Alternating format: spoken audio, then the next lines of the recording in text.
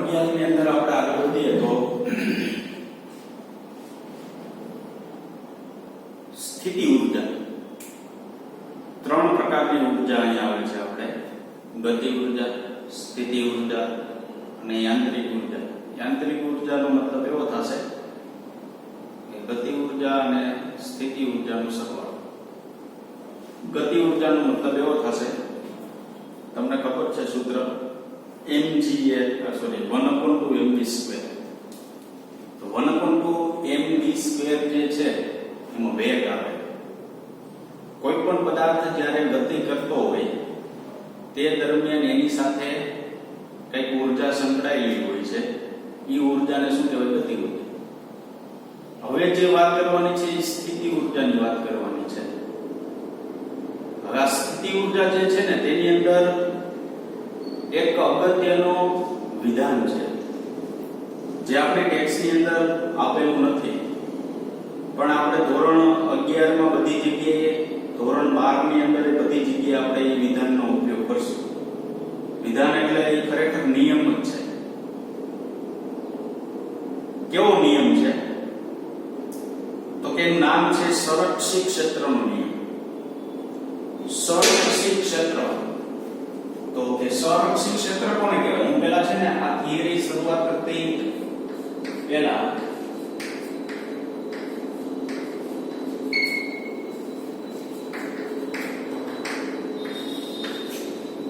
સંરક્ષિત ક્ષેત્રની વાત કરી. સંરક્ષિત ક્ષેત્ર આપણે ક્યાં ક્યાં કહી શકીએ? તો કે ગુરુત્વ ક્ષેત્ર, એટલે કે ગુરુત્વાકર્ષણ બળની અંદર પદાર્થનું જે ક્ષેત્ર લાગુ પડતું હોય, એટલે કે ગુરુત્વ ક્ષેત્ર, એ એક સંરક્ષિત ક્ષેત્ર છે. બીજું જે છે એ વિદ્યુત ક્ષેત્ર, એ સંરક્ષિત ક્ષેત્ર છે. ત્રીજું છે ચુંબકીય ક્ષેત્ર, એ સંરક્ષિત ક્ષેત્ર છે. તો આવા જે ક્ષેત્ર છે એ આ ત્રણ જ નથી, ત્રણ કરતા ઘણા વધુ પણ હોઈ શકે. બરાબર? આવા ક્ષેત્રની અંદર કોઈ પણ પદાર્થ છે એ ગતિ કરે. યાદ રાખજો. બરાબર? જો વિધાન જે છે હું અહીં લખું છું ને એ ભૂલવાનું નથી. આવા ક્ષેત્રની અંદર કોઈ પણ પદાર્થ જે છે એ ગતિ કરે. ગતિ કરે એટલે એનો મતલબ એવો થયો કે કાર્ય કરતો હોય. કાર્ય કરતો હોય તે દરમિયાનનું જે કાર્ય મળે તે સ્થિતિ ઊર્જા સ્વરૂપે સંગ્રહિત થાય. તે સ્થિતિ ઊર્જા સ્વરૂપે શું થાય? સંગ્રહિત થાય. તો હું વિધાન પહેલા લખી નાખું તો આપણે વધારે ખ્યાલ આવે. બરાબર?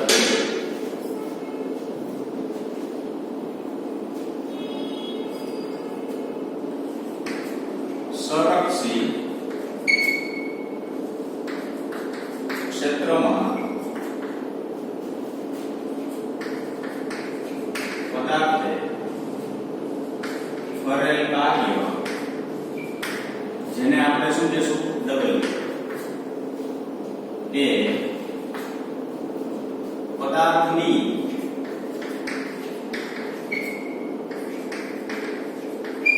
સ્થિતિ ઊર્જામાં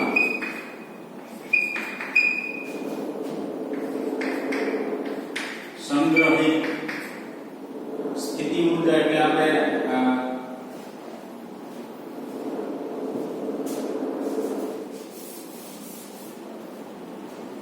સ્થિતિ ઊર્જાને V વડે દર્શાવે છે. ખરેખર U સિમ્બોલ છે, પણ અહીંયા આપણે ટેક્સ્ટની અંદર શું આપેલો છે?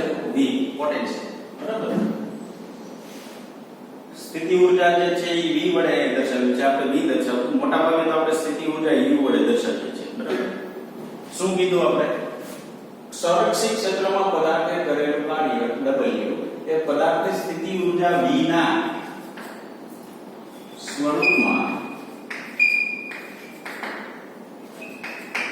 સંગ્રહિત થાય છે. આ સૌથી અગત્યનો નિયમ છે કે લેખો નથી ચેપ્ટરની અંદર, પણ આ નિયમનો ઉપયોગ જે છે એ આપણે ધોરણ 12 ની અંદર કરીશું, ધોરણ 11 ની અંદર કરીશું. બધી જગ્યાએ આ નિયમનો આપણે ઉપયોગ કરીશું. શું કીધું? સંરક્ષિત ક્ષેત્રમાં પદાર્થે કરેલ કાર્ય W એ પદાર્થની સ્થિતિ ઊર્જા V ના સ્વરૂપમાં સંગ્રહિત થાય છે. એનો મતલબ શું? કે કોઈ પણ સંરક્ષિત ક્ષેત્રમાં પદાર્થ કાર્ય કરે ને, જે તમને W મળે ને, ઈ એનું શું કહી દેવાનું? V કહી દેવાનું. ટૂંકમાં ટૂંકમાં કાર્ય છે ને એની સ્થિતિ ઊર્જા કહેવાય. આ સંરક્ષિત ક્ષેત્ર માટેનો નિયમ છે. બરાબર? કાર્ય જે છે એની શું કહેવાય? સ્થિતિ ઊર્જા. અત્યારે તો ધારો કે ના ખબર પડે, પણ આપણે હમણાં થિયરી ભણશું ને ત્યારે એની અંદર લખેલું છે. બરાબર? સંરક્ષિત ક્ષેત્ર એટલે કોણ? તો મેં તમને એવું કીધું, ગુરુત્વ ક્ષેત્ર, વિદ્યુત ક્ષેત્ર અને ચુંબકીય ક્ષેત્ર. ધારો કે આ પદાર્થ છે એને હું નીચેથી ઉપર તરફ ફેંકું તો પદાર્થ છે એ ગતિ કેમાં કરે છે? જોવો. ગુરુત્વ ક્ષેત્રમાં કરે કે નહીં? પૃથ્વીનું ગુરુત્વ ક્ષેત્ર પૃથ્વીની આજુબાજુમાં છે, આમ બધી બાજુ. બરાબર? આજુબાજુમાં જો પૃથ્વીનું ગુરુત્વ ક્ષેત્ર હોય તો આ પદાર્થ જે છે એ કેમાં ગતિ કરતો હોય એવું કહેવાય? પૃથ્વીના ગુરુત્વ ક્ષેત્રમાં ગતિ કરતો હોય એવું કહેવાય. તો નીચેથી ધારો કે ઉપર લઈ જાવ તે દરમિયાનનું જે મને કાર્ય મળે ને એની શું કહી શકાય? સ્થિતિ ઊર્જા કહી શકાય. ખ્યાલ આવ્યો? ધારો કે હું આ એક વિદ્યુત ક્ષેત્ર દોરું. હા, ધારો કે વિદ્યુત ક્ષેત્ર છે. વિદ્યુત ક્ષેત્રની અંદર એક ધારો કે વિદ્યુત ભાર છે Q. એક બિંદુએથી ક્યાં જાય છે? ધારો કે બીજા બિંદુએ જાય છે. તો અહીંથી અહીંયા સુધી જવા માટે એક કાર્ય W મળે કે નહીં? એ W જે છે એ કાર્ય થયું, પણ વિદ્યુત ભારે કાર્ય કર્યું કેમાં? તો કે વિદ્યુત ક્ષેત્રમાં. તો વિદ્યુત ક્ષેત્ર છે શું? સંરક્ષિત ક્ષેત્ર છે. તો સંરક્ષિત ક્ષેત્રમાં કરેલું કાર્ય સ્થિતિ ઊર્જા સ્વરૂપે સંગ્રહિત થાય. આમ જે W મળે એ આપણે V કહી શકીએ. 12મા ધોરણમાં આવશે. ધારો કે ચુંબકીય ક્ષેત્ર, એમાં કોઈ કણ જે છે ગતિ કરે છે. કણ ગતિ કરી એ સ્થાનેથી ધારો કે B સ્થાને જાય છે. કણ ગતિ કરીને એ સ્થાનેથી ક્યાં જાય છે? ધારો કે B સ્થાને. તો એ સ્થાનેથી B સ્થાને જાય ત્યારે W મળે કે નહીં? કાર્ય. એ તો ત્યારે સૂત્ર એવા આવે છે ત્યારે ખબર પડી જાય છે કાર્ય શું મળે. તો કાર્ય મળે છે તો આપણે એવું કહેવાય કે જે વિદ્યુતભાર અથવા કોઈ સૂક્ષ્મ કણ છે ચુંબકીય ક્ષેત્રમાં ગતિ કરે છે તે દરમિયાનનું કાર્ય સ્થિતિ ઊર્જા સ્વરૂપે સંગ્રહિત થાય. એટલે W છે એ શું કહી શકો તમે? V કહી શકો. શું કામ? તો કે જે કણ છે એને કાર્ય કેમાં કર્યું? ચુંબકીય ક્ષેત્ર. તો ચુંબકીય ક્ષેત્ર કેવું ક્ષેત્ર છે? સંરક્ષિત ક્ષેત્ર છે. ખ્યાલ આવ્યો? આ ઉદાહરણ સ્વરૂપે મારે લેવું હોય તો સંરક્ષિત ક્ષેત્ર ક્યાં ક્યાં થશે? તમને ભૂલાય નહીં એટલા માટે આ તમે બુકની અંદર લખી નાખજો. ખ્યાલ આવ્યો? બાકી તો આપણે લીખાની અંદર બધું આપેલું, લીખામાં લખી નાખજો. ખ્યાલ આવે તો ઉદાહરણ સ્વરૂપે સંરક્ષિત ક્ષેત્ર સ્વરૂપે કોણ આવશે? ગુરુત્વ ક્ષેત્ર, વિદ્યુત ક્ષેત્ર, ચુંબકીય ક્ષેત્ર વગેરે. આ તો મેઈન ત્રણ છે: ગુરુત્વ ક્ષેત્ર, વિદ્યુત ક્ષેત્ર અને ચુંબકીય ક્ષેત્ર. આ ત્રણ દ્વારા આવા ત્રણેય ક્ષેત્રની અંદર જે પદાર્થ કાર્ય કરે ને એ પદાર્થનું કાર્ય સ્થિતિ ઊર્જા સ્વરૂપે સંગ્રહિત થાય. તો હવે તમને એક વસ્તુ કહું છું. તમે પૃથ્વીની સપાટી ઉપર દ્રવો છો તો તમે એક સ્થાનેથી બીજા સ્થાને જાઓ તો તમે એક કાર્ય કરો. તો તમે કાર્ય કેમાં કર્યું? ગુરુત્વ ક્ષેત્રમાં. શું કામ? તો કોઈ પણ જગ્યાએ તમે પૃથ્વી સપાટી પર જાઓ ગુરુત્વ ક્ષેત્ર હાજર જ છે. ગુરુત્વ ક્ષેત્રનું તમે કાર્ય કર્યું એ કેવું છે? તો કે સંરક્ષિત ક્ષેત્ર છે. તો સંરક્ષિત ક્ષેત્રમાં કરેલું કાર્ય કેમાં લખાય? સ્થિતિ ઊર્જા સ્વરૂપે શું થાય? સંગ્રહિત થાય. ખ્યાલ આવ્યો? બરાબર? તો આ વસ્તુ જે છે એ ક્યાંય બુકની અંદર લખેલું નથી. તમારે એટલી વસ્તુ યાદ રાખવાની છે કે આવા કોઈ ક્ષેત્રની અંદર ધારો કે તમને એમ કહેવામાં આવે કે કોઈ પણ પ્રકારનું સંરક્ષિત ક્ષેત્ર હાજર જ નથી તો એની અંદર થયેલું કાર્ય જે છે સ્થિતિ ઊર્જા સ્વરૂપે સંગ્રહિત ન થાય. શું કામ? તો કે એ સંરક્ષિત ક્ષેત્ર જ નથી. સંરક્ષિત ક્ષેત્ર કેમ? એટલે તમારે સમજી જવાનું એમાં જે કાર્ય પદાર્થ કરે ને એ સ્થિતિ ઊર્જા સ્વરૂપે શું થાય? સંગ્રહિત થાય. આટલી વસ્તુ ભૂલવાની નથી બધા વિદ્યાર્થી મિત્રો. ખ્યાલ આવ્યો? બરાબર? તો સંરક્ષિત ક્ષેત્ર જે છે સૌથી અગત્યની વસ્તુ છે. આગળ જતા આપણે સંરક્ષિત ક્ષેત્રનો શું આવશે? ઉપયોગ આવશે. ખ્યાલ આવ્યો? બરાબર? હવે આપણે શરૂઆત કરી થિયરીની.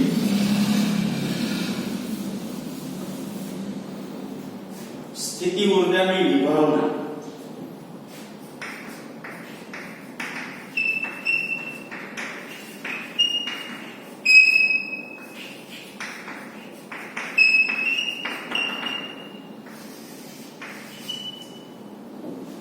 વિભાવના એટલે સ્થિતિ ઊર્જાની સમજૂતી. યંત્રશાસ્ત્રની અંદર, યંત્રશાસ્ત્ર એટલે તો કે કોઈ પણ ગાડી છે એ યંત્ર કહેવાય. જો સાયકલ છે તો યંત્ર કહેવાય. યંત્રશાસ્ત્ર, આવું બધી જે યંત્રો હોય યંત્રશાસ્ત્રમાં ગતિ ઊર્જાનું બીજું સ્વરૂપ છે સ્થિતિ ઊર્જા. ગતિ ઊર્જાનું બીજું સ્વરૂપ છે શું છે? સ્થિતિ ઊર્જા. એક સિમ્પલ વસ્તુ તમને કહી દઉં. તમે જો આમ ઊભા હોય ને તો તમારી અંદર સંગ્રહિત ઊર્જા જે છે એ સ્થિતિ ઊર્જા છે. શું કામ? તો કે તમે સ્થિર ઊભા છો. સ્થિતિ એટલે સ્થિર, બરાબર? પણ તમે ગતિ કરવા માંડો ને એટલે સ્થિતિ ઊર્જાનું રૂપાંતર કેમાં થઈ ગયું? ગતિ ઊર્જામાં થઈ ગયું. આ યાદ રાખો, બરાબર? એટલે જ એવું કહેવામાં આવે છે ગતિ ઊર્જાનું બીજું સ્વરૂપ જે છે એ શું છે? સ્થિતિ ઊર્જા છે. કે તમે જો આમ ઊભા હોય તો તમે સ્થિતિમાં છો એટલે તમારી અંદર કઈક ઊર્જા સંગ્રહેલી છે, એ સ્થિતિ ઊર્જા છે. તો તમે ઊભા છો તો તમારી ઊર્જા ઝીરો નથી થઈ જતી, બરાબર? તમારી અંદર કઈક ઊર્જા શું છે? સંગ્રહેલી છે. હવે તમે ગતિ કરવા માંડો ને એટલે સ્થિતિ ઊર્જાનું રૂપાંતર કેમાં થવા માંડ્યું? ગતિ ઊર્જામાં થવા માંડ્યું, બરાબર? તો વ્યાખ્યા હું અહીં લખું છું. કોઈ બળ ક્ષેત્રમાં રહેલો પદાર્થ પોતાના બળ ક્ષેત્રમાં રહેલો પદાર્થ પોતાના સ્થાનના કારણે અથવા તંત્રની સંરચનાને કારણે પોતાના સ્થાનના કારણે અથવા પોતાની સંરચના કારણે કાર્ય કરવાની જે ક્ષમતા ધરાવે છે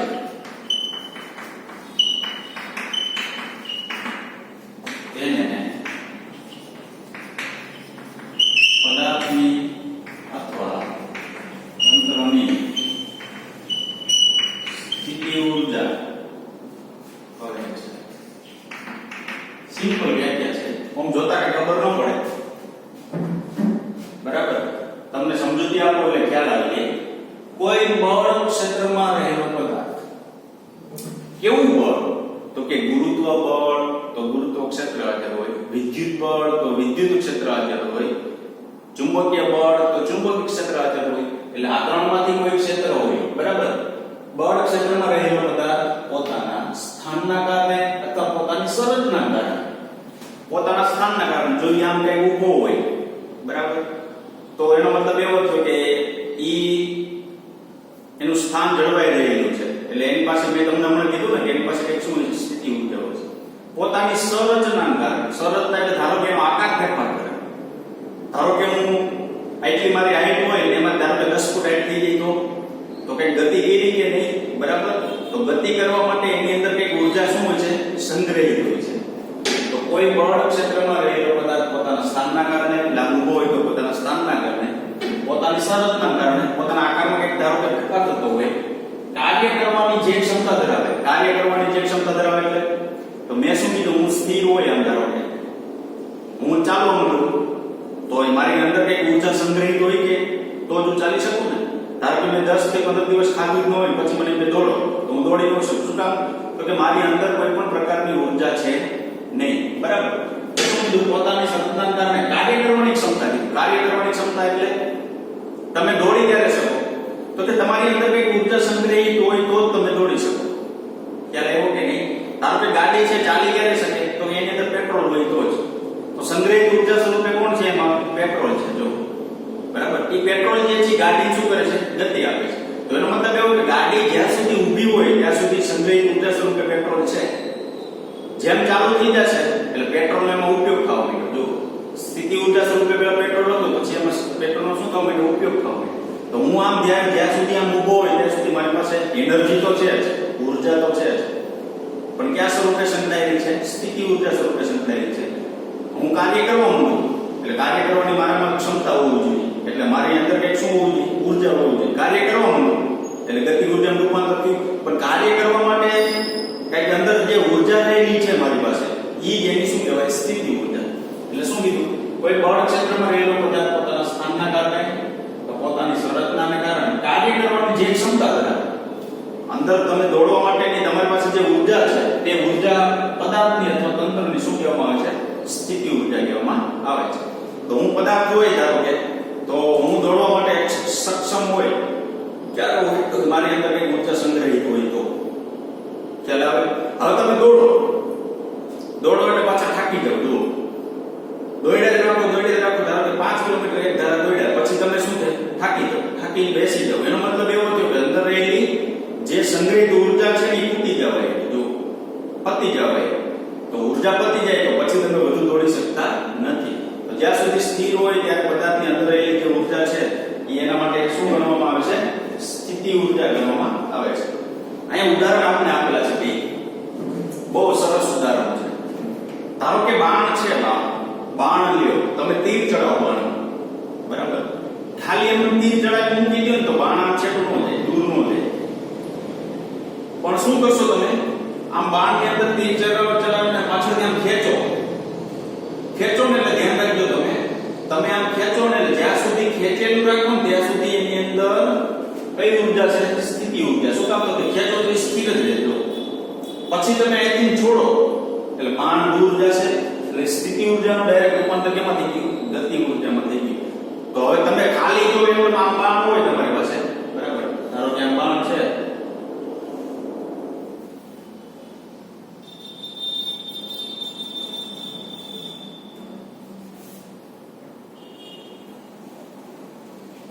આમ બાણ છે, આમ તમે રાખશો આમ ધારો કે ત્યાં સુધી હવે દોરી છોડો કે ન છોડો એમાં ઊર્જા સંગ્રહિત નથી. હવે તમે શું કરશો? ખેંચો બાણને ખેંચો એટલે આમ આવશે. તો આ પરિસ્થિતિ જે છે ને ત્યાં સુધી તેમાં સ્થિતિ ઊર્જા સંગ્રહિત છે. એનો મતલબ એવો થયો કે પદાર્થ આ જે બાણ છે ને કે કાર્ય કરવાની શું ધરાવે છે? ક્ષમતા ધરાવે. હવે અહીંથી આ દોરી છોડશો ને એટલે તીર આમ જશે, એટલે એનો મતલબ એવો કે અહીંયા જે તમે ઊર્જા સંગ્રહ કરી ને એનો ઉપયોગ ડાયરેક્ટ કેમાં થઈ ગયો? ગતિ ઊર્જામાં થઈ ગયો. ખ્યાલ આવ્યો કે નહીં? બીજું એક ઉદાહરણ આપેલું છે. ધારો કે કોઈ બંધ હોય, બંધ એટલે તો કે ડેમ હોય, ડેમની ઉપર એક બંધ હોય છે પાટિયા. જ્યાં સુધી પાટિયા બંધ હોય પાણીના ત્યાં સુધી પાણી પાછળની સાઈડ સ્થિર હોય. પાટિયા જ્યાં સુધી બંધ હોય ત્યાં સુધી પાણી પાછળનું કેવું હોય છે? સ્થિર. એનો મતલબ એવો કે પાણી પાસે ઊર્જા નથી એવું નથી. એની સ્થિર પરિસ્થિતિની અંદર એ ઊર્જા ધરાવે છે. જો પાટિયું ડાયરેક્ટ ખોલો તો પાણી ડાયરેક્ટ હાલતું થઈ જાય. એનો મતલબ એવો કે એની પાસે કઈ ઊર્જા હતી ને એટલે હાલતું થઈ ગયું. નહીંતર પાટી ખોલો તો પાણી સ્થિર જ રહેવું જોઈએ ને, બરાબર. તો સ્થિર પાણી જે છે ને એની પાસે કઈ ઊર્જા સંકળાયેલી હતી. એ ઊર્જા ક્યાં સ્વરૂપે હોય છે? સ્થિતિ ઊર્જા. એ પાણીનો ઉપયોગ જે છે આપણે ટર્બાઇન ચલાવવા માટે થાય છે. નર્મદા છે, સરદાર સરોવર, બરાબર, હાઇડ્રો ઇલેક્ટ્રિસિટી ઉત્પન્ન કરવા માટે. હાઇડ્રો ઇલેક્ટ્રિસિટી, હાઇડ્રોથર્મલ એનું નામ છે એસી જનરેટરનું, બરાબર. ઇલેક્ટ્રિસિટી એટલે પાવર ઉત્પન્ન કરવા માટેનો એમાં ઉપયોગ થાય છે. કે અહીંથી પાણી આમ આવશે, પેલા સ્થિર હોય, પાટિયા ખોલે પાણી આવશે એટલે સ્થિતિ ઊર્જાનું રૂપાંતર ગતિ ઉર્જામાં થયું. અહીંયા કોઈ પાટિયા ટર્બાઇન જે છે એના પાંખડા ઉપર પડશે એટલે ટર્બાઇન આમ ફરશે એટલે તમને ઇલેક્ટ્રિસિટી ઉત્પન્ન થશે. તો બે ઉદાહરણ આપેલા છે કે બાણ જે છે, બરાબર, તેમાં તીર ચડાવવામાં આવે, ખેંચી રાખો એટલે સ્થિતિ ઊર્જા થાય, દૂર ગતિ એટલે એની ગતિ ઊર્જા થાય, એટલે દૂર તરફની ગતિ કરશે. બીજું શું થયું? સ્થિર પાણી છે એની પાસે કઈ ઊર્જા સંગ્રહિત હોય છે. ક્યાં સ્વરૂપે હોય છે? સ્થિતિ ઊર્જા સ્વરૂપે સંગ્રહિત હોય છે, બરાબર. સ્થિતિ ઊર્જા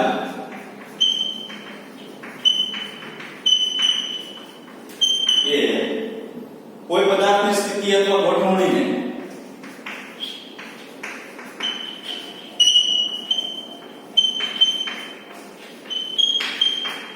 અથવા ગોઠવણીને અનુલક્ષીને સંગ્રહિત ઊર્જા છે. અનુલક્ષીને સંગ્રહિત ઊર્જા. સ્થિતિ ઊર્જા એ કોઈ પદાર્થની સ્થિતિ અથવા ગોઠવણીને અનુલક્ષીને શું છે? સંગ્રહિત ઊર્જા છે. આનો મતલબ શું? સ્થિતિ ઊર્જા એ કોઈ પદાર્થની સ્થિતિ અથવા ગોઠવણીને અનુલક્ષીને સંગ્રહિત ઊર્જા. પદાર્થની તમે ગોઠવણી કરો ત્યારે એની અંદર ઊર્જા જે સંગ્રહિત છે એના માટેની સ્થિતિ ઊર્જા છે. તમે બાણ ખેંચવા એટલે સ્થિતિ ઊર્જા એ કોઈ પદાર્થની સ્થિતિ એટલે એટલે મેં ખેંચ્યો એટલે એ સ્થિતિ થઈ, અથવા એની ગોઠવણી મેં ફેરફાર કર્યો, જો આમ ફેરફાર કર્યો એટલે સ્થિતિ ઊર્જા શું થઈ, એમાં સંગ્રહિત થઈ. સ્થિતિ ઊર્જા એ કોઈ પદાર્થની સ્થિતિ અથવા ગોઠવણીને અનુલક્ષીને સંગ્રહિત ઊર્જા છે. સ્થિતિ ઊર્જા જે છે આવી ગોઠવણી મેં કરી, આમ બાણ ખેંચ્યું, બરાબર, તો એની અંદર શું થઈ, સ્થિતિ ઊર્જા સંગ્રહિત થઈ. આ સ્થિતિ ઊર્જા જે છે એ છોડવામાં આવે. સ્થિતિ ઊર્જા શું કરવામાં આવે, છોડવામાં આવે. સ્થિતિ ઊર્જા જો છોડશો ને તો સ્થિતિ ઊર્જાનું રૂપાંતર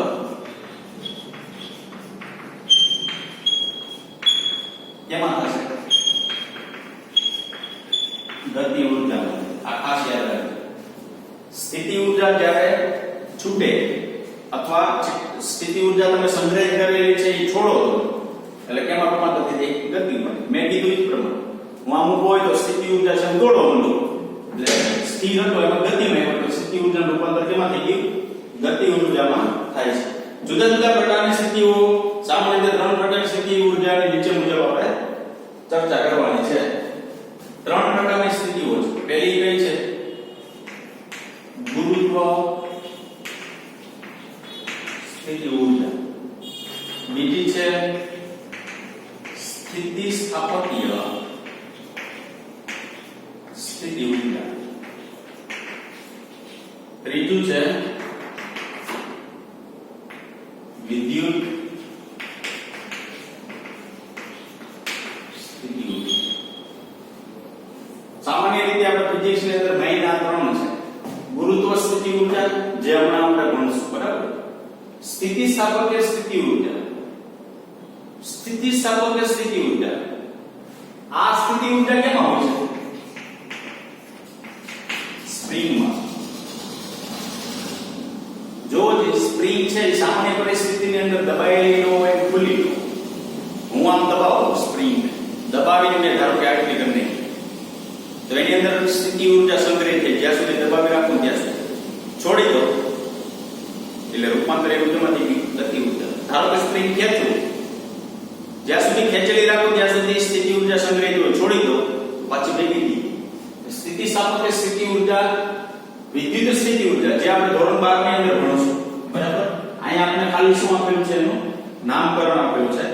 એટલે નામકરણની અંદર તો કે ગુરુત્વ સ્થિતિ ઊર્જા, સ્થિતિસ્થાપક સ્થિતિ ઊર્જા અને વિદ્યુત સ્થિતિ ઊર્જા. તો પહેલો ટોપિક છે ગુરુત્વ સ્થિતિ ઊર્જા. ઊર્જાની અંદર શું છે તો કે એક ઉદાહરણ લીધેલું છે.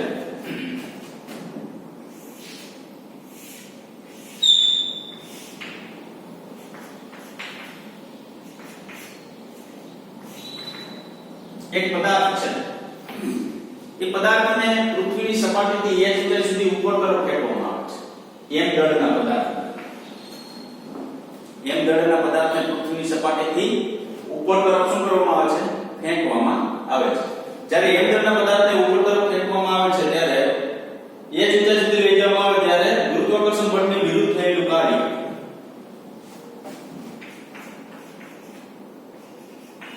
ગુરુત્વાકર્ષણ બળની વિરુદ્ધ થયેલ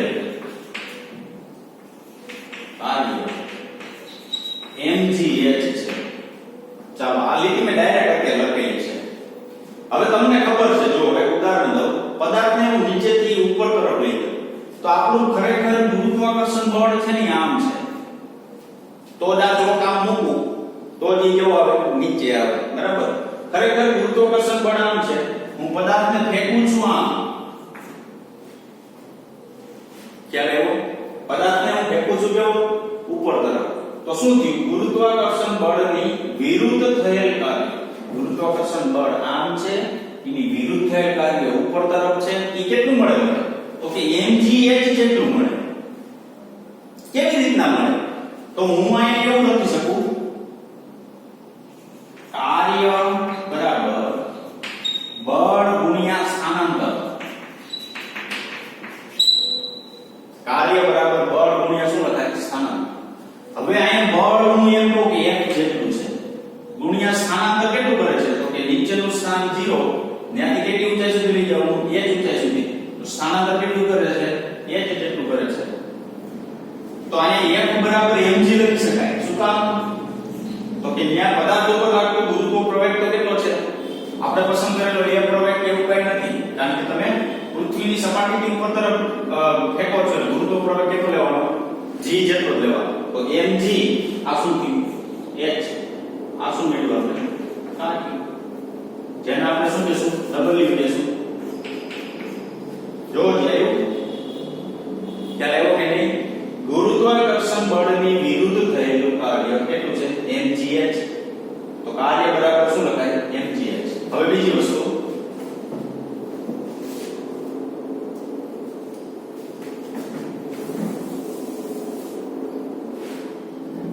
h RE માટે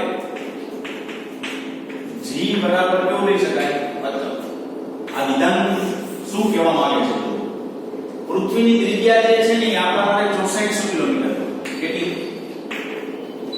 આ જે છે ને પૃથ્વીની ત્રિજ્યા જે છે ઊંચાઈ કરતા ખૂબ જ વધુ હોય. ધારો કે આપણે 10 કિલોમીટર લઈએ તો જોવો આની સાપેક્ષમાં આને તમે શું કરી શકો? અવગણી શકો. બરાબર? તો આની સાપેક્ષમાં h ને તમે શું કરી શકો? અવગણી શકો. કારણ કે તમે 10 કિલોમીટર સુધી ગાળ ન કરી શકો. 1 કિલોમીટર સુધી ગાળ ન થાય. વધીને 100 થી 200 મીટર. બરાબર? તો આવી પરિસ્થિતિમાં g અચળ ગણી શકાય. એનો મતલબ એવો થયો કે પૃથ્વી હોય આ ત્રિજ્યા છે, ધારો કે r જેટલી. બરાબર? અહીંયા કંઈક શું છે? h જેટલી ઊંચાઈ છે. તો આટલા વિસ્તારની અંદર પૃથ્વીની સપાટી ઉપર g કેટલું હોય? તો કે 9.8. કારણ કે 200 મીટર ઉપર જાઓ તો એપ્રોક્સિમેટલી તમે ગુરુત્વ પ્રવેગ 9.8 મીટર પર શું લઈ શકો? Second square. એટલે પૃથ્વી સપાટીથી દૂર તરફ જતા ગુરુત્વ પ્રવેગ ઘટે છે, પણ ક્યારે ઘટે? ત્રિજ્યા કરતા વધુ અંતર માટે ઘટશે. ખ્યાલ આવ્યો કે નહીં? બરાબર? તો આપણે તો પદાર્થ જે છે વધુ પ્રમાણમાં ઉપર ફેંકી શકીએ નહીં. તો એનો મતલબ એવો કે સપાટીથી ધારો કે 5 માળ સુધી તમે જાઓ તો ખરેખર ગુરુત્વ પ્રવેગ કેટલું લઈ શકાય? 9.8. એટલે શું કીધું તમને? કે પૃથ્વીની ત્રિજ્યાની સરખામણીમાં ઊંચાઈ ખૂબ જ જો ઓછી હોય ને તો g ને તમે કેવું લઈ શકો? અચળ એવું લઈ શકો. બરાબર? પૃથ્વીની ત્રિજ્યાની સરખામણીમાં ત્રિજ્યા 6400 કિલોમીટર છે. કારણ કે તમે 1 કિલોમીટર એ ગાળ ન કરી શકો. ધારો કે 200 મીટર ગાળ કરો તમે તો 6400 કિલોમીટરની સાપેક્ષમાં 200 કિલોમીટર 200 મીટર કેવું થયું? ખૂબ જ ઓછું થયું. ઓછું થયું તો એટલા વિસ્તારની અંદર પૃથ્વી સપાટીથી 200 મીટર અંતર સુધી તમે g કેવું લઈ શકો? અચળ લઈ શકો. એ આની માટે g કેવું રહેશે?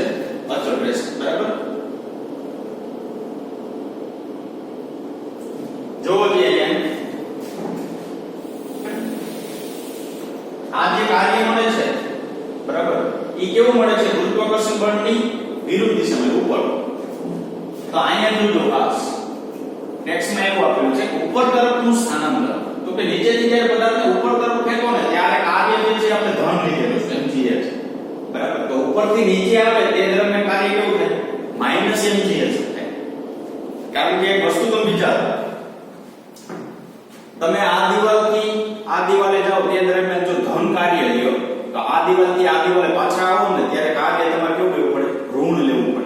તો અત્યારે આપણે ટેક્સને ફોલો કરીએ છીએ. ટેક્સને અનુરૂપ આપણે નીચેથી ઉપર તરફનું કાર્ય ધન લીધેલું છે. તો ઉપરથી નીચે તરફનું કાર્ય કેવું થાય?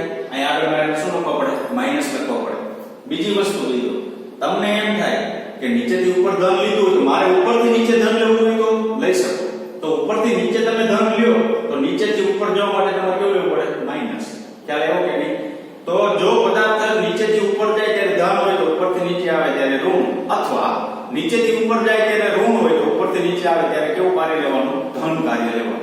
ટૂંકમાં બે કાર્ય પ્લસ ન હોવો જોઈએ, બે કાર્ય માઈનસ ન હોવો જોઈએ. એક પ્લસ હોવું જોઈએ, કેવું હોવું જોઈએ? માઈનસ હોવું જોઈએ. તો અત્યારે આ પરિસ્થિતિ જે આપણે આપેલી છે તે પરિસ્થિતિની અંદર આપણે નીચેથી ઉપર તરફનું કાર્ય કેવું લીધેલું છે? ધન. તો હું અહીંયા એક વિધાન લખું છું, પછી સમજાવું વિધાન. બાહ્ય બળ દ્વારા થતું કાર્ય બરાબર mgh. ગુરુત્વ બળ દ્વારા થતું કાર્ય -mgh. તો એ વિધાન દે બાહ્ય બળ દ્વારા થતું કાર્ય. હું નીચેથી પદાર્થને ઉપર તરફ ફેંકું તો બાહ્ય બળ એટલે મેં મારા બળથી ઉપરથી ફેંકેલો. યાદ રાખવાનું, પણ જગ્યાએ તમે બળ લગાડો ને એટલે એ બાહ્ય બળ થયું, ખ્યાલ આવ્યો? બરાબર. બાકી આ પદાર્થ જે છે આ મૂકવું તો ઉપરથી નીચે તરફ તમારે બળ ન લગાડવું પડે. ઈ કોના દ્વારા ઉપરથી નીચે તરફ આવે? ગુરુત્વાકર્ષણ બળ દ્વારા આવે. તો તમે બાહ્ય બળ દ્વારા થતું કાર્ય, એટલે બાહ્ય બળ દ્વારા થતું કાર્ય કેવું લીધું? ઉપર તરફ લીધું.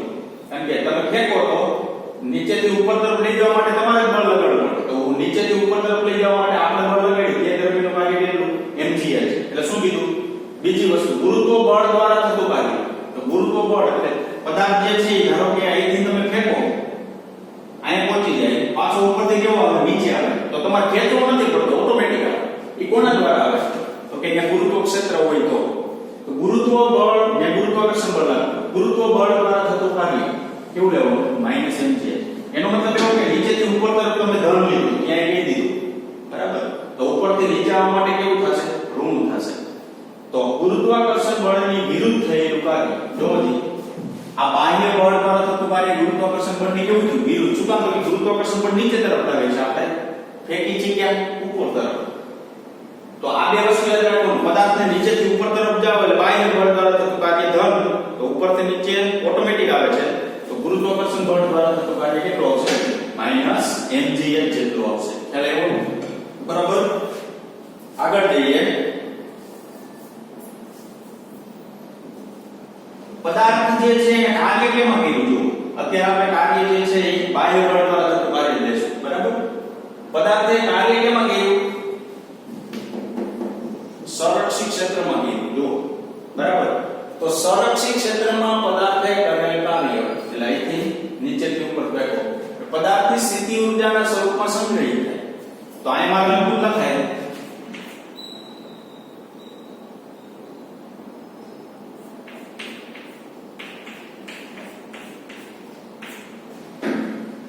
VOH. એ ઊંચાઈએ સ્થિતિ ઊર્જા, બરાબર? શું છે? તો કે પદાર્થે સંરક્ષિત ક્ષેત્રમાં કરેલું કાર્ય. કારણ કે જો સંરક્ષિત ક્ષેત્ર શું કામ? તો કે અહીંયા કોણ છે? ગુરુત્વ ક્ષેત્ર છે, પૃથ્વીની આજુબાજુ.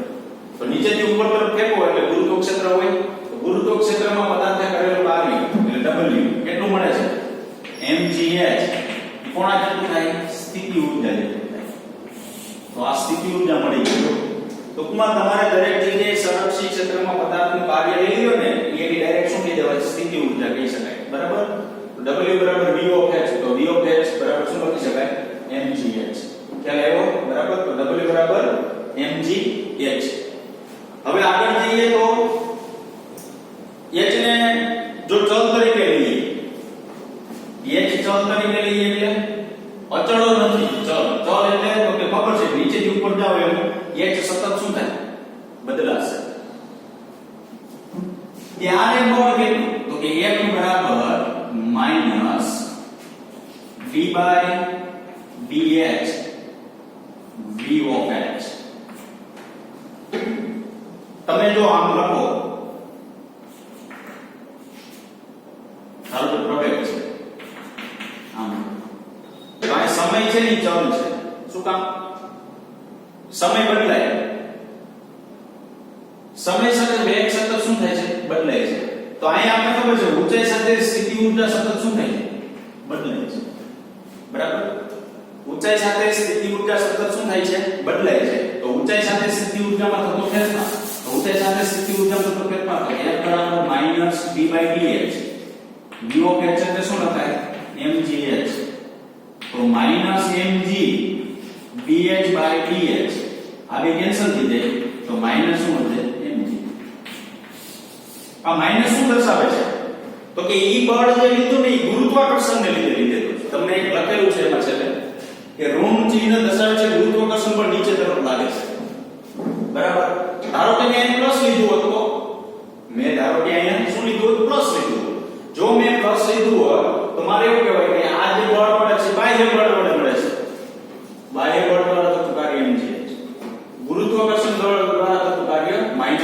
એટલે આ ઋણ ચિહ્ન શું દર્શાવે છે? ગુરુત્વાકર્ષણ બળની હાજર છે. એટલે f બરાબર શું દર્શાવે?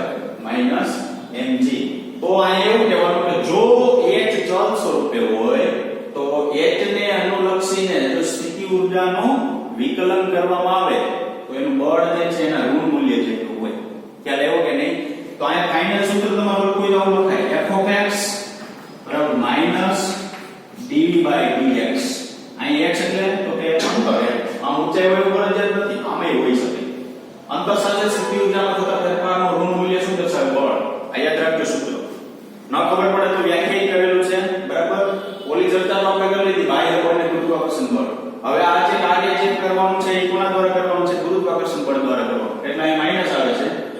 શું કીધું? અંતર સાથે સ્થિતિ ઊર્જામાં થતો ફેરફારના દરનું ઋણ મૂલ્ય શું દર્શાવે છે? બળ દર્શાવે.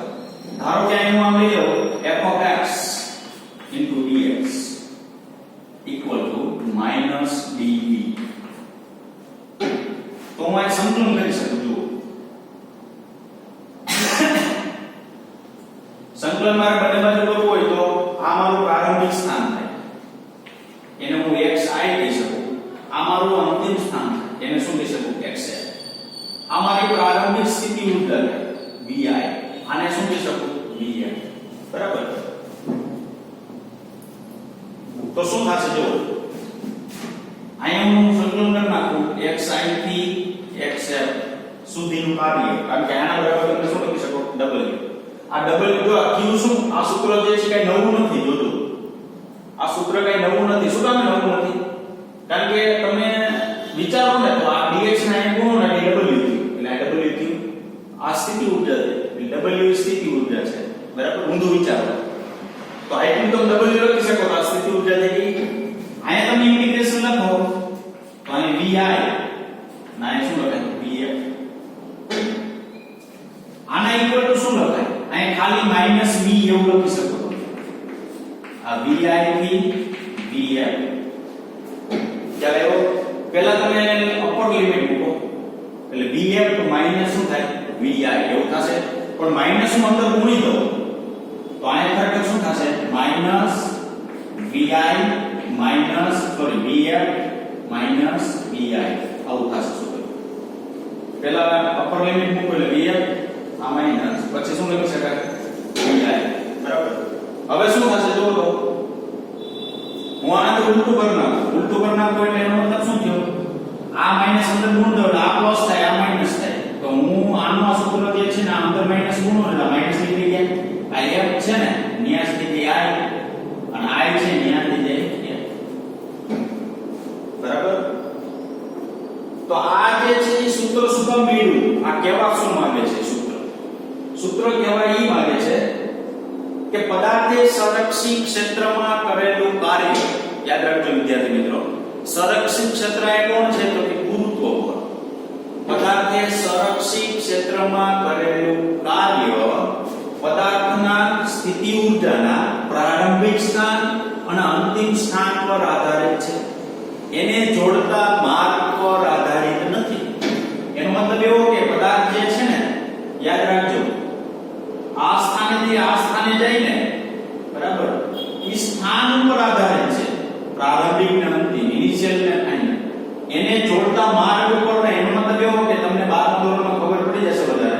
ધારો કે તમે અહીંથી આવો સીધો માર્ગ પસંદ કર્યો, કો કેમ કે મારે આવો માર્ગ પસંદ કરવો. બરાબર. તો આવો માર્ગ પસંદ કરવામાં આવે ને, બરાબર, જોજો આવો માર્ગ પસંદ કરવામાં આવે બરાબર, તો કાર્ય તો તમને કેટલું મળશે? આટલું મળશે. આટલું કાર્ય છે. આ કાર્ય જે છે તો કોના ઉપર આધારિત છે? તો કે પદાર્થના પ્રારંભિક સ્થાન અને અંતિમ સ્થાન ઉપર આધારિત છે. હવે ધારો કે હું એક વસ્તુ દોરું, ધારો કે આ પદાર્થ છે. આ પદાર્થને પહેલા હું અહીંથી સીધા માર્ગે લઈ ગયો ત્યારે કાર્ય w1 છે. ધારો કે અહીંથી હું અલગ માર્ગે લઈ જાઉં, એ કાર્ય w2 છે. ધારો કે મારે આમ આવો માર્ગ લઈ જાઉં, એ કાર્ય કેવું છે? w3. હવે તમને પ્રશ્ન પૂછે શું? તો કે દરેક કાર્ય કેવા મળે? સમાન. w1 બરાબર w2 બરાબર w3. શું કામ ત્રણેય સમાન મળે? તો કે જો સ્થાન તો યુનિક છે. આ પ્રારંભિક સ્થાન છે, આ અંતિમ સ્થાન છે. અહીંથી અહીંયા ગયા, અહીંથી બીજા માર્ગે ગયા, અહીંથી ત્રીજા માર્ગે ગયા, પણ ગયા એક જગ્યાએ. આ રાજકોટ છે, આ ગોંડલ છે. અહીંથી સીધા ગોંડલ જાઓ, વાયા જસદણ રાજકોટ થી ગોંડલ જાઓ, આમ બીજી જગ્યાએથી ગોંડલ જાઓ, પણ ગયા ક્યાં? તો કે રાજકોટ થી ગોંડલ. તે તરફ એનું કાર્ય કેવું થશે? સમાન થશે. બરાબર. શું કામ? યાદ રાખવાનું, સંરક્ષિત ક્ષેત્રમાં પદાર્થે કરેલું કાર્ય હંમેશા પ્રારંભિક અને અંતિમ સ્થાન પર જ આધારિત છે.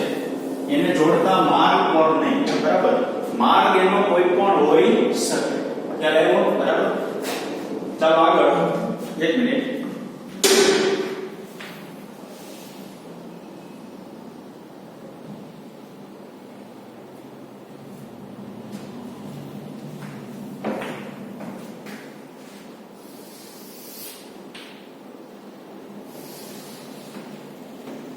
હવે એક ઉદાહરણ આપેલું છે.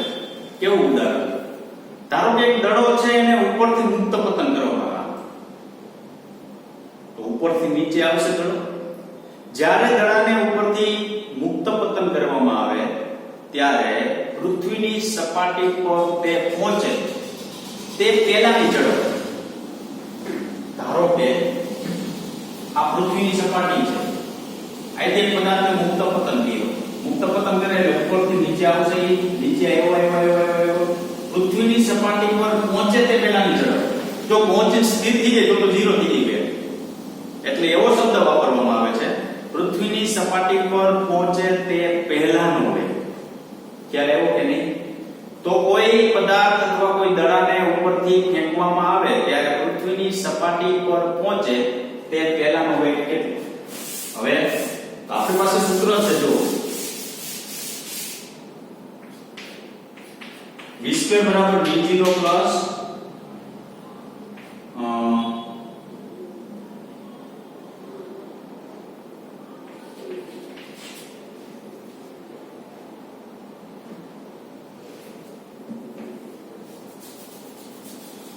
2ab આવું સૂત્ર છે, બરાબર?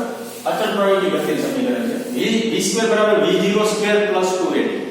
તો v² બરાબર v02 તો આ પ્રારંભિક વેગ v0 તો 0. શું કામ? તો કે જ્યારે પદાર્થનું મુક્ત પતન કરવું ને, જ્યારે મુક્ત પતન કરવું ત્યારે પ્રારંભિક વેગ 0. એટલે v0 આ 2a એટલે પ્રવેગ અહીં g છે અને આ પાસે h ઊંચાઈ. કારણ કે ધારો કે પદાર્થને આપણે h ઊંચાઈથી ઉપરથી શું કરવામાં આવે છે? નીચે તરફ ફેંકવામાં આવે. તો v² બરાબર 2gh. તો v બરાબર અંડર રૂટ શું થઈ ગયું? 2gh. આ યાદ રાખજો ક્લાસ. પદાર્થ જે છે પૃથ્વીની સપાટી પર પહોંચે તે પહેલાનો વેગ કેટલો થશે? v² બરાબર 2gh જેટલો થશે. હવે આગળ પદાર્થને જ્યારે છોડવામાં આવે, આમ પકડી રાખો.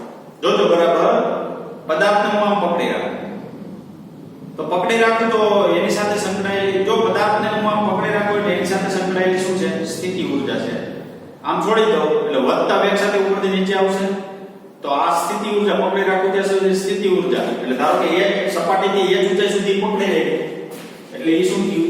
mgh. એનો મતલબ એવો કે h ઊંચાઈ છે તો એની પાસે એક સ્થિતિ ઊર્જા સંગ્રહાયેલી છે. હવે આમ છોડી દો તો ટોટલી સ્થિતિ ઊર્જાનું રૂપાંતર કેમાં થઈ ગયું?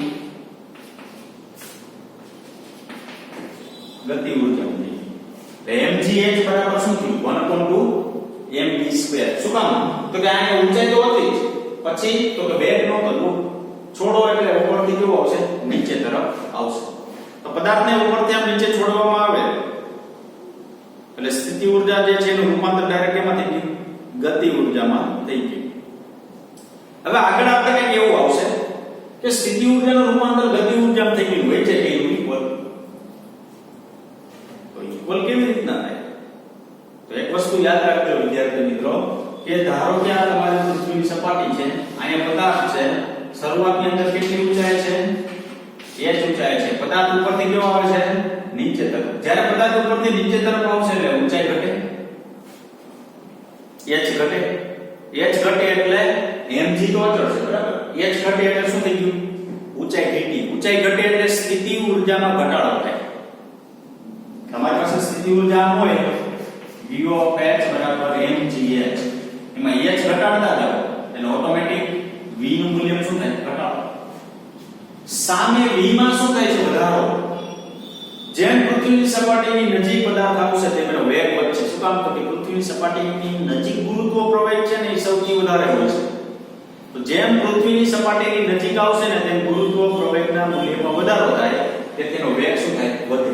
તો આ વસ્તુ ઘટે છે, જુઓ બરાબર? તો એનો મતલબ v ઘટે છે, k શું થાય છે? વધે છે. આ ઘટે છે તો આ વધે છે. તો ઘટે છે વધે છે પણ ઇક્વલ જે છે ને એ બે સમાન રહે. આ વસ્તુ ઘટતી હોય તો આ વસ્તુ વધતી, આ વસ્તુ ઘટતી હોય તો આ વસ્તુ વધતી હોય. ધારો કે ઉદાહરણ લો, હું અહીંથી પદાર્થને નીચેથી ઉપર તરફ ફેંકું, આમ ફેંકું, નીચેથી કેવો? ઉપર તરફ ફેંકું એટલે એક વધે છે. તો એનો મતલબ એવો કે સ્થિતિ ઊર્જા વધતી જાય છે, સામે ધીમે ધીમે એનો વેગ ઘટતો જાય છે. જો વેગ વધતો હોય તો પદાર્થ જે છે પૃથ્વી સપાટી ઉપર ક્યારે પાછો આવે જ નહીં. તો મેં અહીંથી પદાર્થ આમ ફેંકું તો ધીમે ધીમે h વધતું જાય, સ્થિતિ ઊર્જા વધતી જાય, પણ સામે ગતિ ઊર્જા કેવી થાય? ઘટતી જાય. તો એક વસ્તુ યાદ રાખજો, જ્યારે પદાર્થ છે નીચેથી ઉપર જાય તે પરિસ્થિતિમાં આ નીચે છે ઉપર જાય તે દરમિયાન સ્થિતિ ઊર્જા વધે, ગતિ ઊર્જા ઘટે. એક સમય એવો આવે કે ત્યાં પીક પોઈન્ટ કે ત્યાં વેગ 0 થાય એટલે ગતિ ઊર્જા કેવી થઈ ગઈ? 0 થઈ જાય. આ 0 થઈ જાય તો બધી સંગ્રહ કેમાં થઈ ગઈ? ગતિ ઊર્જા રૂપાંતર કેમાં થઈ ગયું? સ્થિતિ ઊર્જા. હવે ઈ ક્ષણ પૂરતો સ્થિર રહે એટલે ઉપરથી કેવો આવે? નીચે આવે. તો નીચે આવે તો હવે સ્થિતિ ઊર્જા રૂપાંતર કેમાં થવા માંડે? પાછું ગતિ ઊર્જા. તો પદાર્થને નીચેથી ઉપર ફેંકો ને ત્યારે યાદ રાખજો, તમે નીચેથી જો ફેંકો ઉપર ફેંકો ત્યારે ગતિ ઊર્જાનું રૂપાંતર કેમાં થતું જાય? સ્થિતિ ઊર્જામાં. અહીંયા પહોંચે ત્યારે ગતિ ઊર્જા કેવી થઈ જાય? 0. ઉપરથી નીચે આવે ત્યારે સ્થિતિ ઊર્જાનું રૂપાંતર કેમાં થતું હોય? ગતિ ઊર્જા. સ્થિતિ ઊર્જા નીચેથી ઉપર લઈ જાય ત્યારે ગતિ ઊર્જા ઘટતી જાય, સ્થિતિ ઊર્જા વધતી જાય. ઉપરથી નીચે લઈ આવો તમે ત્યારે સ્થિતિ ઊર્જા ઘટતી જાય અને સામે ગતિ ઊર્જા શું થતી જાય? વધતી જાય. બરાબર? તો ઊર્જા જે છે એ કેવી રહેશે? એક સમાન રહેશે. એને કંઈક અલગ કહેવાય, ઈ હું તમને પછી કહીશ એને શું કહેવામાં આવે છે નહીં. બરાબર? અત્યારે તમારે એટલું યાદ રાખવાનું કે પદાર્થને નીચેથી ઉપર તરફ લઈ જાઓ અથવા પદાર્થને ઉપરથી કેવા લઈ આવો? નીચે તરફ લઈ આવો. તે દરમિયાન એક ઊર્જા ઘટતી હોય તો એક ઊર્જા વધતી હોય. ક્યારે સ્થિતિ ઊર્જા ગતિ ઊર્જા સાથે વધતી નથી, ક્યારે ગતિ ઊર્જા અને સ્થિતિ ઊર્જા ક્યારે સાથે ઘટતી નથી. ખ્યાલ આવ્યો? તો આ સૌથી અગત્યનો ટોપિક છે સ્થિતિ ઊર્જાનો. ઓલું ખાસ યાદ રાખવાનું છે કે સંરક્ષિત ક્ષેત્રમાં કોઈ પણ પદાર્થ કાર્ય કરે ને એનું રૂપાંતર સ્થિતિ ઊર્જામાં થાય, ગતિ ઊર્જા નહીં. એમાં સ્થિતિ ઊર્જામાં એનું શું થશે? રૂપાંતર થશે. ખ્યાલ આવ્યો? બરાબર? તો વિદ્યાર્થી મિત્રો આ ખાસ ટોપિક જે છે યાદ રાખવાનો છે. આના પછી આપણે યાંત્રિક ઊર્જા જે છે ઈ આપણે લેશું. બરાબર? સ્થિતિસ્થાપક સ્થિતિ ઊર્જા એ આપણા ચેપ્ટરની અંદર છે સ્પ્રિંગ માટે, અને વિદ્યુત સ્થિતિ ઊર્જા જે છે આપણે ધોરણ 12 ની અંદર ભણીશું. બરાબર? સૌથી અગત્યનું જે છે નોંધ સ્વરૂપે લેખાની અંદર ત્યાં સંરક્ષિત ક્ષેત્ર લખી નાખ્યું. Thank you very much.